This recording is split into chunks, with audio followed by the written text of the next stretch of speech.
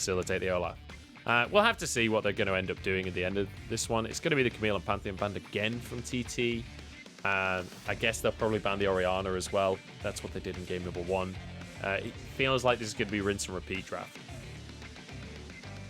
Yep, pretty much the exact same so far. TT taking a little bit of time on their final ban before they do lock it in. That's going to be the Jace banned away, so maybe they look to try and lock in the Orianna for themselves. Yeah, a bit of a strange one to see the Jace banned there.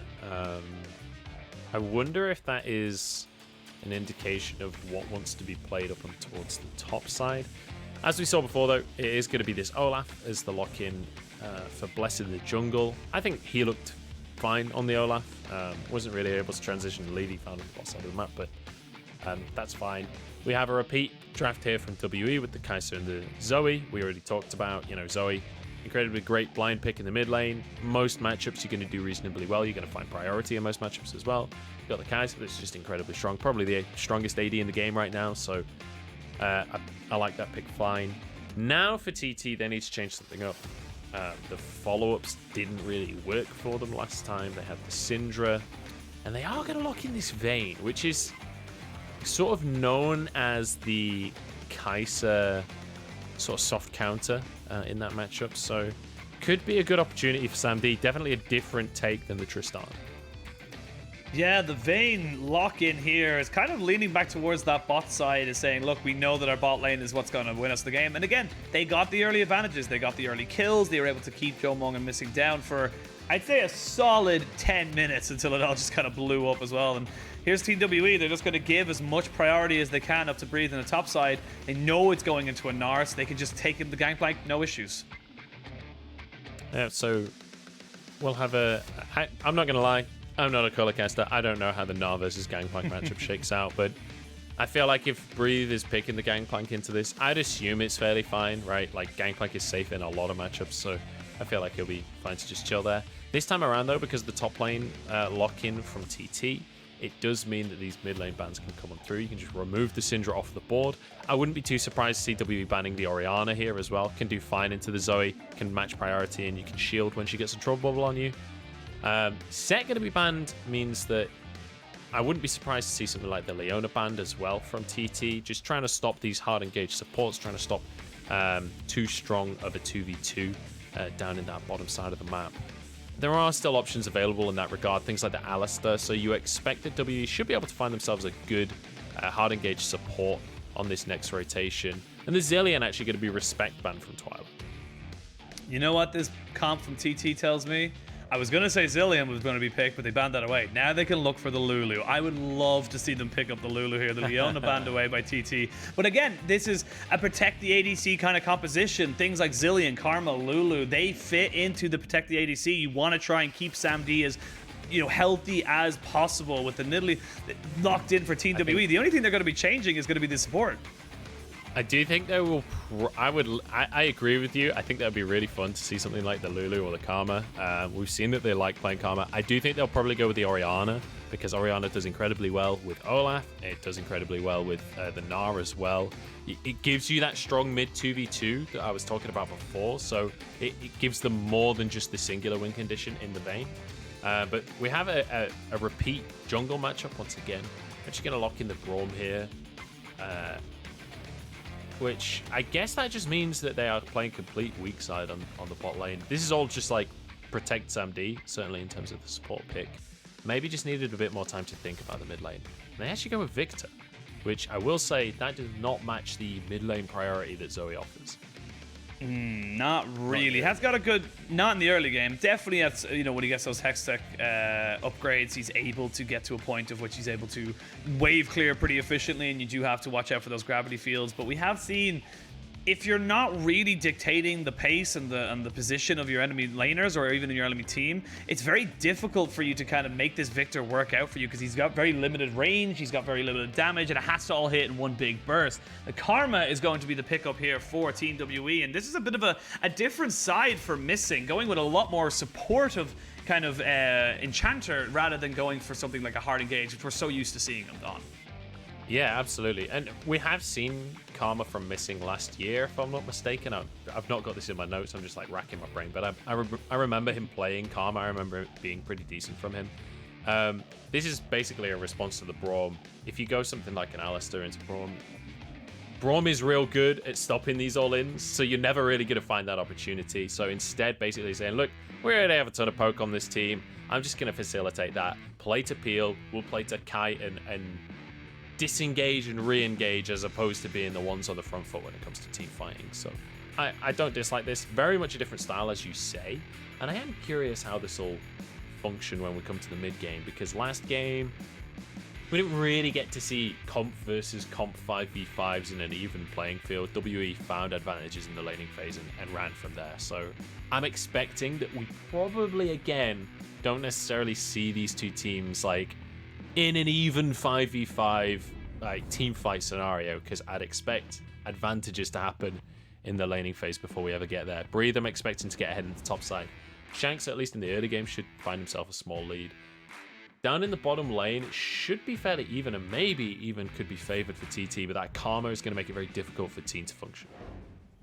Yeah, well, we are on to the Rift for the second game of this best of 3. TT versus Team WE. And again, almost identical comp here for Team WE, apart from Missing going on to that Karma, so he won't have the engage all in, but he definitely will have a hell of a lot of poke available to him. Now for TT, they're looking to maybe make something happen in this mid lane, or sorry, this mid lane or top lane. Like we said, you've got the Vayne and the Braum, very, very weak side heavy, very much kind of just a defensive setup rather than something that's looking to try and ingress. Yeah, ton of range, as we said before. So this is, once again, that jungle mid duo from WE is it's real obnoxious, especially when you get later on in the game. The thing about Trouble Bubble, here's the problem, right? When Shanks lands a Trouble Bubble, this composition is so damn good at following that up, because even if Shanks can't get a Paddle Star in, Nidalee Spear at max range into a Trouble Bubble does absurd amounts of damage. You've then got a Gangplank ult that can always follow up if someone nearly escapes. You've got a Kai'Sa Killer Instinct to fly across the map and still get involved. Like, all of this in the meantime, you've got Karma shielding and helping everyone out. There is so much follow-up when these small windows are found from WE. And it's going to be a lot down to Teeen playing this protective role, and the same for Bless with his Ragnarok, to be able to protect Sam D and Twila from this long-range onslaught that will come out from WE in the mid-game. Sam D trying to get the push going for himself. As you can see, the Mantra Q here from Missing, just making sure that they're not getting too big for their boots like they did in the last game. You don't exactly have the same power in the level 2 like you did with the Nautilus and the Tristana in game 1, so curious to see how they approach this bot lane now from the side of TT. And without that kind of explosive bot lane, without the setup that they had and the advantages they were able to accrue for themselves, I'm very much wondering, where do TT look to try and make things happen? That being said, though, it looks like Bless, he's going to try and make it happen anyway. Yeah, he wants to make a gank happen on this bottom side. Obviously, Jiumeng are Missing with a health advantage and a level advantage right now. Jiumeng wants the ward, but Bless is there. Oh, they don't have level 2 just yet on the Sam D, which meant that he did not have a Condemn to push the Kai'Sa into the wall and get that stun. However, they do get the flash out of Jiumeng, so flash for a heal, you take that for TT.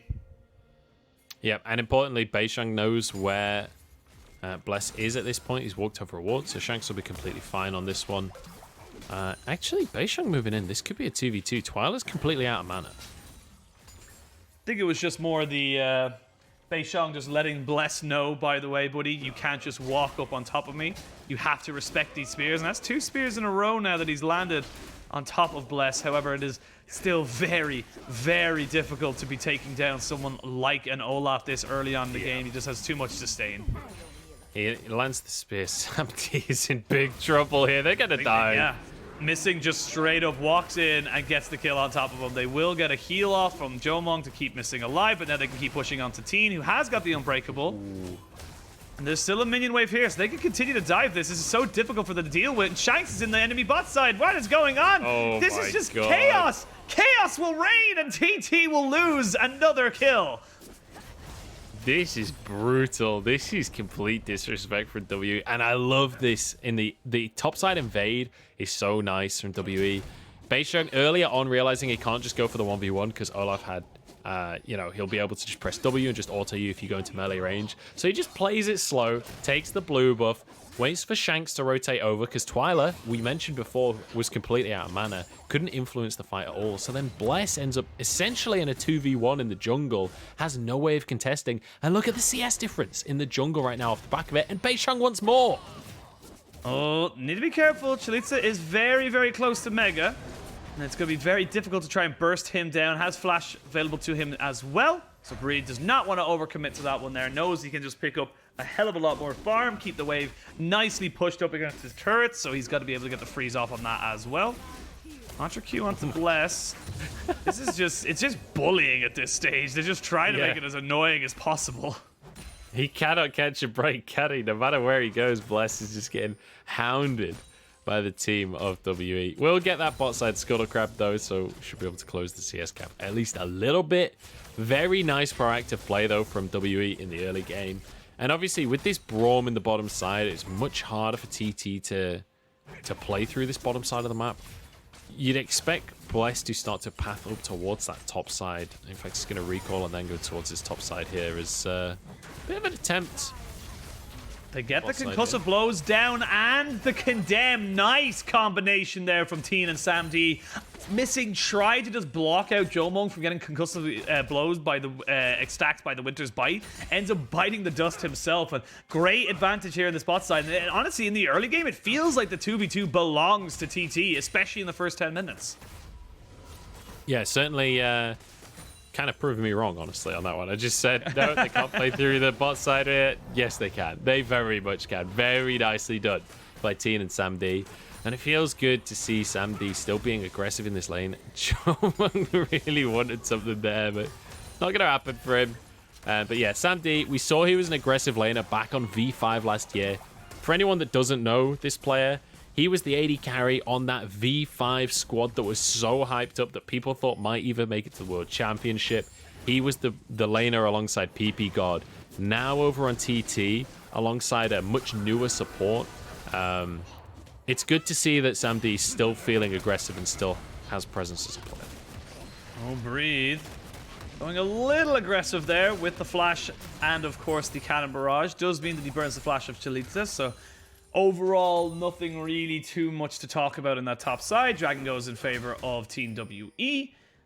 And it's about 1,000 gold lead coming up to the 7-minute mark. Yeah, really nice stuff from WE. They get the Ocean Drake for themselves. This is really important as well because, as you can see, they're 1,000 gold up already. They're starting to build themselves a bit of a lead. The 2 kills that they have, nice spear from Beishang, doesn't really impact anything aside from just letting Bless know, hey, I'm over on this red buff. Don't contest me. I want this one for free. The bot lanes are moving though. Yeah, they are moving. There is no level 6 for Jiumeng just yet. Condemn against the wall means Beishang has to flash, but they found Sam D. And he will fall. The Unbreakable will only keep you alive for so long, Teen. Your flash might keep you alive a little bit longer. There's too many health bars. There's too many people juggling the aggro. 2 more kills to Team WE. And this is starting to snowball against TT just a lot quicker than game 1, though. Yeah, there's only so much a Braum can do when it's a 2v4. The thing is, TT opted into that fight. TT knew that Beishang was at the red buff right there. They went over towards him. They were trying to help out Bless, and then they realized Bless isn't coming. And then they've extended way too far, and then it's like, oh, wait, Shanks is here too. Okay, suddenly this is completely unplayable for the bot side of TT.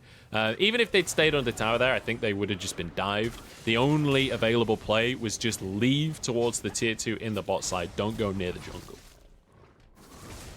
Yeah, it's just not really a perfectly good play there for the side of TT. I feel Beishang just making his presence known against Bless and saying, look, I'm on this Nidalee and I know I am much further ahead than you. I am constantly going to be able to get into your jungle. I'm going to be able to constantly contest you for these camps. And that's just the way it is, sadly, for the side of TT. They have to just try and find their advantages elsewhere. And I feel like that might be in this top side because there is no flash for Breed. And you still have Chelizi on this Gnar who has a lot of agency if he can get that Mega Gnar going. Yeah, the big concern, though, is Beishang is getting real big. You can have Shanks that will have priority in this mid lane, can just clear and move up as well. I don't think this Herald will just be free for the side of TT. We could have a 2v2 as well. Looks like the 2v2 might be the answer. Level 6 is available for both AD carries, but the Mantra Q does stop TT's advance, and they also stop the Rift Herald as well. So again, advantages galore for Team WE, as they are the ones that are being able to dictate the pace and dictate the, you know, kind of the direction that TT are able to fight. And I love this from Beishang. Look at the way that he is bullying Bless, but not actually just straight up fighting Bless. If you get close while Olaf has a reasonable amount of health remaining, like obviously you can execute an Olaf if he gets low enough as Nidalee, because your Q does execute damage, but he's not actually taking a 1v1. Hang on. Bot lane, though, we are going to see the Condemn and the Concussive Blows. That combination, that deadly combination, so well done by TT. And again, another advantage in this bot side. Yeah, missing. It's a couple of times now where he's underestimated what this bot lane can do. I want to go back to talking about Beishang here because he's played this jungle matchup incredibly intelligently. He knows he has an advantage, and it's not necessarily just a 1v1 advantage. It's an advantage in these solo lanes. He knows that Twila really can't respond to anything that he does, that Shanks is always going to have his back. And so it means that Bless can't really contest him properly. He just has to accept that these spears are going to keep on coming and that he gets bullied out of the play, then he has to leave. It's what we saw that led to the play on the bottom side. It's what we saw there that leads to this Rift Herald for WE. Oh, with the Condemned down, they can go in with the Killer Instinct, and now Teen, will he be dove upon? He's so close, but Bless is there. He flashes in. He just gets to knock down those concussive blows on the backside. The cannon barrage came down and gave off the death ward to the side of Teen. And they're going to get to kill off Bless. They should be able to get him off now. One last... Oh, never mind. They're able to give it to Shanks. I thought Missing was going to have to steal that one away.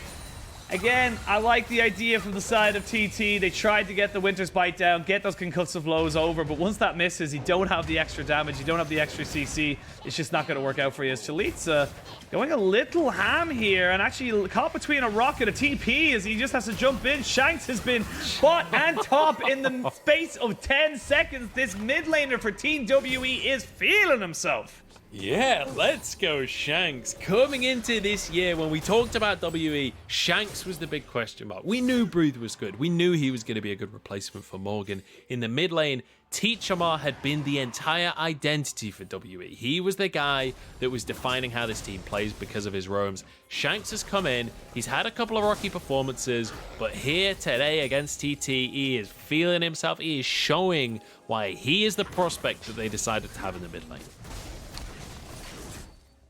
This is exciting, exciting times to be a Team WE fan because they are looking good. And looking at they're going from strength to strength to strength. Yes, it's one player's having a bad game. I can't even talk about that right now because they're trying to just jump straight on top of Missing, who gets caught out once again. But with the TP here, Breathe is there. Samdi has no health, he has no flash, and he has no way out. They're going to be able to pick that selling up. You'll trade a support for an AD carry any day of the week. And just to finish my point, like I was saying, yes, fair enough, Missing's having a bad game right now, but you need a good team that can just pick up the slack. You need players that can come in and say, look, it doesn't matter that my support, who's normally a top tier support, is having a bad day. I'm a top tier mid laner, and I will keep going for my team. It's just so great to see. Yeah, and there's a conversation to be had as well where Missing obviously died a couple of times during the lane phase, but like the death there is sort of part of the role within the team. You don't really have a front line, so somebody has to go in river and get vision control. Somebody has to be the person that's playing on a knife's edge. So there's an extent to which Missing is going to have a bit of a dicey scoreline. But at the end of this, the damage on Twila is terrifying. I don't think they can actually finish this tower just yet. Teen should be able to block a lot of damage. I don't know. Here. There's a lot of poke damage being thrown in. They should not be able to get it just yet. They are going to back themselves away, but that is risky business for the side of TT. They cannot take that much bombardment, I think is the only word you could really put onto it. Just trying to defend a turret that, you know, it's probably going to go down anyway pretty soon.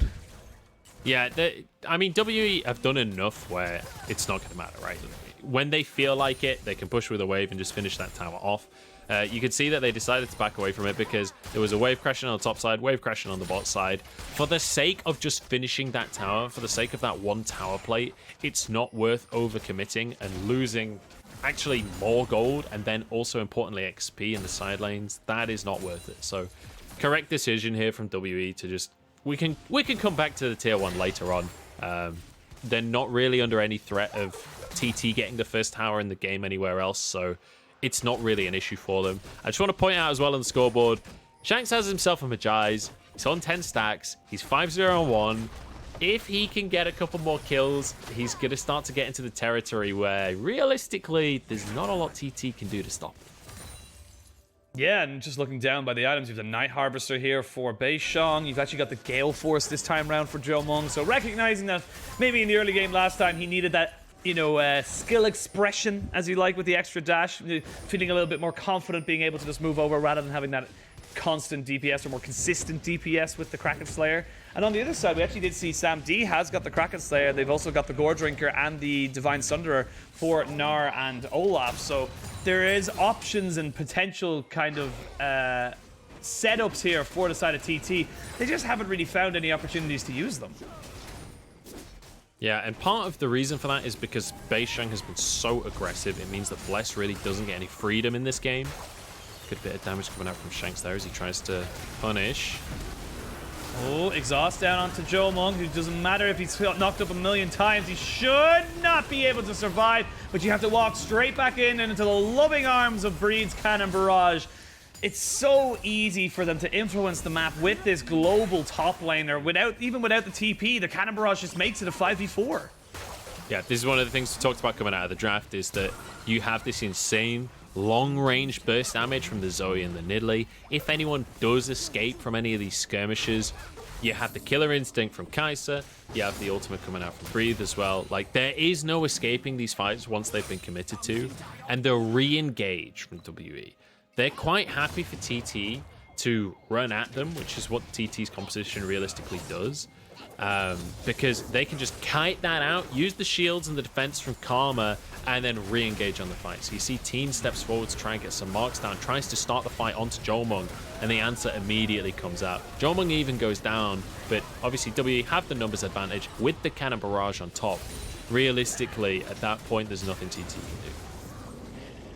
Bless has to take this blue buff, which is... you might think it's a weird thing to say, considering they generally would own their own jungle, but you want to try and give that over to your mid laner if you can at any stage. Chelizi has to flash to try and keep himself alive, but this red buff proccing, it's going to slow him down. He should have Mega very, very soon. And for TWE, they recognize that, they respect that, they back themselves away, they get a crap ton of damage onto this tier 1 on the top side. It's just getting harder and harder for TT. I feel like with 5,500, 6,000 gold in favor of TWE at a poke comp, it just becomes nigh impossible for them to really make a fair fight or even an outnumbered skirmish in their favor. Yeah, and I want to quickly take a moment to just touch on like what is the miracle scenario that happens for TT for them to win this game, aside from just random people on WE getting caught out, which that is a thing that happens sometimes. That is a way that teams win games sometimes. What TT really want is a grouped up 5v5 where they can play to protect Sam D, they can get themselves a big Gnar ult, Bless can just run Jiumeng and Shanks down. Like, Shanks does not get to play the game if he mispositions and Bless can close the gap. He will just get run down and just chop through with the axes. He can't really... hang on, Bless is just going to get forced away. Twila not really interested in helping him on this one. There's the Ragnarok. I take it back. Bless can't do anything to Shanks. I'm sorry, Shanks. Nope. I didn't mean it. Clearly, I offended him. I take it back. You are untouchable. 16 stacks on the Magi's. Yeah, but yeah, the grouped up 5v5. Protect Sam D. That's the play. Yeah, and again, that's the play. You're going to kind of rely on the side of Team WE losing or making mistakes, I suppose. And with Jiumeng up this top side, Breathe. Chelizi misses the hop over the wall. They can just run him down. Should not be that hard at all. That's 3 dragons. That's 7,000 gold. That's a hell of a lot of stacks in a Magi's. And this is all but over for the side of TT. Yeah, this is... it's not getting better anytime soon. It's going to get worse before it gets better, in fact. It's only going to get better when you step off of the stage, unfortunately. Missing does take a good amount of damage from Sam D. But yeah, I think they'll walk away from this one. WE now, they're sort of just checking boxes, right? They can just consistently set up on these sieges. The amount of long-range poke damage that they have means that whether it's setting up for a dragon or setting up for a baron or going for these towers, they can sit around and do this all day long. There is no time pressure on them. They can just keep this going. It's going to become more and more difficult for TT to be able to play into this because the damage from Shanks is starting to get really obscene. It's starting to get to the point where, sure, Teeen is playing Braum, right? So let's say they're trying to make a play onto Sam D happen. Teeen can block a lot of that, but he can only block so much. He isn't actually that tanky when Unbreakable's on cooldown. You can see the spear there does like almost half of his health. Ragnarok is just permanently on cooldown. Like, TT, it's so difficult to check into this squad. Oh, bless. But a great Gnar into the all means Chelizi finds 3 people, but there's no follow-up. They have the cannon barrage to stop everybody from chasing up on top of it. Chelizi looked like he had found the miracle play, but Sam D is dead. There's a little girl throwing paddle stars, throwing stars at you from over the wall. It's just not going to work out for you. You're just too far behind. They're too far ahead. You're going to have to lose absolutely everything. And I commend the effort from Chelizi. That was a beautiful Gnar ultimate. It's just too little too late. Yeah, that is... the kill on Sam D there was absolutely hilarious. That was Shanks from halfway across the map just slides in and pops him in between everyone. But yeah, I mean, that's what I was talking about, right? The potential 5v5 you've got there. Just imagine that, except Olaf's also there, Gore Drinker and swinging his axes. You've got a Chaos Storm over the top of everyone. In the meantime, Sam D popping crossbow bolts over the wall. Watch Bless, watch Bless. He uses Ragnarok and he doesn't realize that the blast cone doesn't work when you're in Ragnarok. That's so unfortunate. Yeah, I mean, he could have just ran down there. He would have been fine, but... Yeah, I think he was waiting for Chelizi. He was trying to set this up, but unfortunately not tanky enough. The rest of the team can't join in, so it was a valiant attempt. And then Shanks just zips over the wall and one-shots the AD carry. And yeah, Bless is not really able to do anything. Chaos Storm does get dropped into this top side, but Shanks is there. He is now fully stacked and ready to rock on this Medjai's. 25 is the lucky number for him. And I gotta say, I've just been so impressed by Shanks this game. Now I will temper my expectations for him as a top-tier mid laner until he goes against much more top mid lane talent. But right now, he is showing that he is most certainly better than majority of kind of, you know, the lower tier team mid laners. Yeah, I mean, he's absolutely destroying TT right now. He's having a whale of a time. Let's be brutally honest here. He doesn't feel any pressure, and that's the key thing, right? He talked about the pressure that he was clearly feeling in previous matchups, especially against IG in the first game or two. None of that here, especially on the Zoe. He's feeling really confident. Beishang is even getting jealous. He's picked up a Medjai's of his own. It only has 3 stacks, but he's just like, look, I want to get in on the Medjai's action. My mate's got 25 stacks, so I got to get some. Like, surely I could get some for myself. He's gone for the Night Harvester again. And I will say, Beishang, he's kind of role-playing this game where he doesn't... Hang on, we got to fight. I'll talk about that later. Well, Baron goes down, missing very, very low, but Jiumeng is available and ready to go. They have got the cannon barrage. Boop! There goes the Olaf from about half HP as a 25 stack full range paddle star does hit him straight in the back of the head. And that is, this is it. This is the game. 13,000 gold. They don't even need the dragon in 20 seconds. It's a Cloud Soul. It doesn't really make a difference. So they're going to just move into this mid lane, take these turrets, take these inhibitors, and honestly just try and end the game. I feel like they'll, even if they lose a fight here and everyone dies, it doesn't matter. This is pretty over. They can't actually end the game because they don't have enough minions, and there's a Victor there, so there's the wave player. They're just going to go get the soul. And I want to just quickly correct something that I said there. Because what I said was, actually, we've got a fight on our hands. But this is not fighting. This is just pest control at this point. They're just eradicating the pest that is TT off of their Summoner's Rift. Yeah, it's... Oh, damn. Shanks taking down Bless from full HP all the way down to nothing. And this topside Breed just soloing out the mid laner from the side of TT. He's able to flash away, gets the barrel off as well, so no one's going to be able to chase him on this. See ya. I don't know. It's just, that's just the way it is. Yeah. I mean, Twila being subbed in for captain here. the expectation was not that high for him. I'm not going to lie. Like, based on how he performed last year, this is not a mid laner that is notorious for his exceptional mechanics. And, you know, yes, he's a control mage player, but we just have insane mid lane talent in the LPL. You have to be so damn good to be able to play this role, and Twila has struggled here today. Also, Bless has just been completely bullied out this game. The Victor pick, to be honest, I don't like. I don't know why they didn't go for the Orianna. I think Orianna would have just been straight up a better pick at this point. You could have contested the mid priority a little bit better. You also could have supported Bless a bit better as well, so I really feel like Orianna was the answer here. The Victor has meant that they lost complete control of the jungle, and you can see the result of that W were able to snowball that so incredibly hard for. Well, they're trying to go for something here, but the cannon barrage on top of all 5 members means they are just peppered down constantly. Jiumeng going all the way into the back line. This game is done. This team is over, and Team WE with a clean and decisive 2-0 on the day. That was brutal. That was